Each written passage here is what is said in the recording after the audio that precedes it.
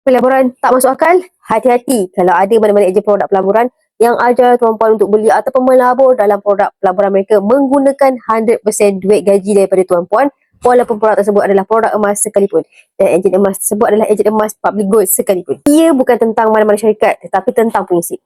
Sepatutnya untuk pelaburan guna duit lebihan, iaitu bila dah ada dana kecemasan 6 bulan pendapatan, lebih itu baru melabur. Dan tak ada orang simpan 100% daripada gaji, apatah lagi melabur 100% daripada gaji. Sebagai contoh, simpanan minimum 10% kalau nak beli emas, iaitu beli 10% sahaja daripada gaji. Banyak sikit 30% ataupun maksimum 50%. Kalau ejen tersebut ajar tuan-puan tukarkan 100% daripada gaji ke dalam bentuk emas, kemudian gunakan emas itu untuk pajak, dan dengan duit pinjaman itu baru guna untuk belanja keperluan tuan-puan, berpotensi besar ejen tersebut hanya fikir poket mereka, fikir keuntungan mereka saja.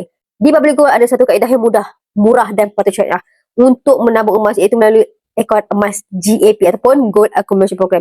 Simpan minimum RM100 dan tiada komitmen bulanan. Bagi yang minat untuk memulakan tabungan emas serendah RM100 melalui emas GAP di Public Gold, anda boleh rujuk pin video saya 5 langkah mudah untuk memulakan simpanan emas bersama Public Gold. Desire Future with Gold.